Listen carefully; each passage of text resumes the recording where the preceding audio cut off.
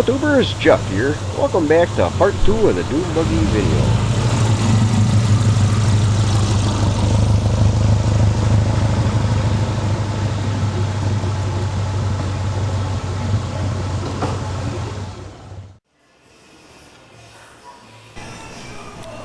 I had the buggy since the mid-70s, and with that 1961 drivetrain one always stuck around town, you never really wanted to go on the highway with that. Converting things to 73 Super Beetle, you go from a 6-volt to a 12-volt electrical system, an independent rear suspension, and much more needed horsepower. Things all seem to be going together pretty nice. But in a little bit, you're going to see I had a big uh-oh.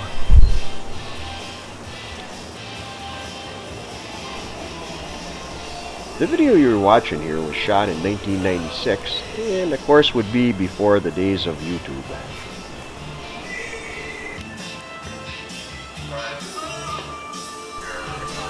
The buggy never had a fuel gauge in it before, so I modified a GM sending unit to fit in the fuel tank.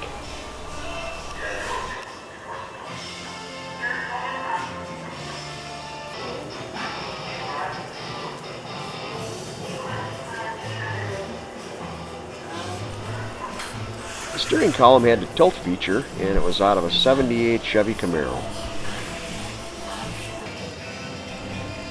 I refurbished a speedometer I had, and it was from a 75 Chevy Nova. To make the Chevy Nova speedometer read correctly on the VW chassis, I used a little gearbox from the Chevy Blazer.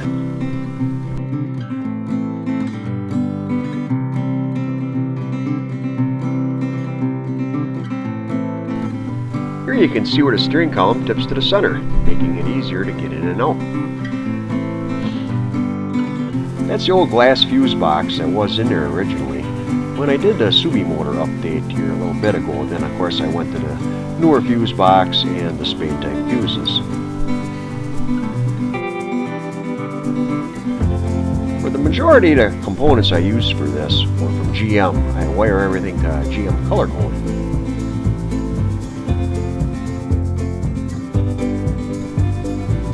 Well, things seemed to be going pretty good, and I thought, well, let's order a new front end, one of them adjustable ones, off a 73 Karma Gia, I believe it was. And then you got the ball joint style front end. Well, good idea, bad idea, I guess. I thought that would fit on the front, but the tubes were wider on the 73.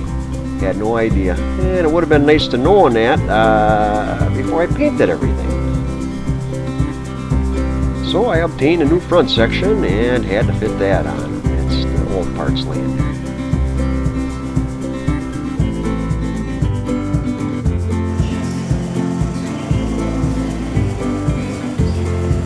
We're wired. Happening. We have all new ball joints and tie rods. And wedgies for that new front end.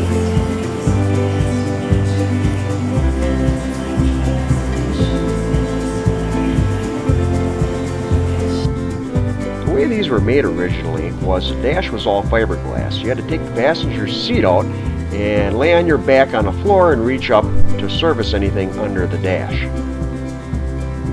So I took a Sawzall and cut the fiberglass dash out and made up this metal framework. So now you can just remove 4 screws, pull that speedometer cluster, and sit right on the seat and service under the dash.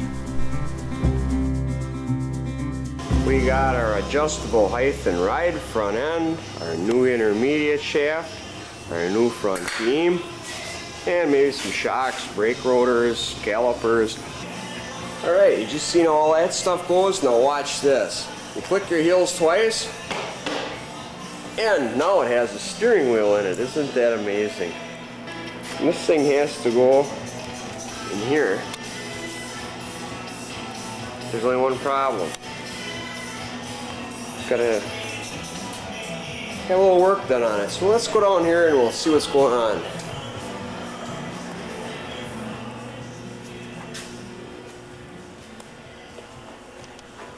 We get down here, we go, oh, look what Santa brought. more stuff. And you go over here, and you go, oh, what are these? Ah, that looks familiar. Okay. Now all I gotta do is click my heels, and then we'll be installed. Too bad it didn't go that quick. But anyway, gotta get back to work. More things to do tonight. Gotta work tomorrow. Gotta fix a Chev truck.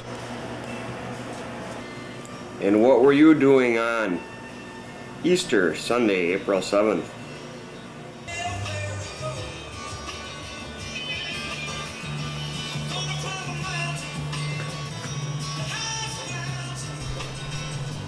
I was real happy with that motor. Ran great for years, and then I opted to go for some more power, so I did that Subaru motor conversion a little while back. That engineer, then I put it on Craigslist and sold it.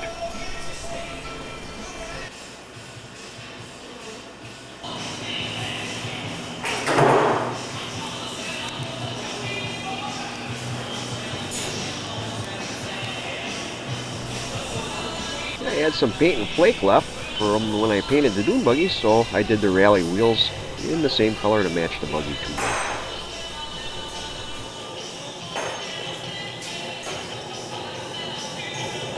Scooter, smile. Wag your tail. Wag your tail. Good!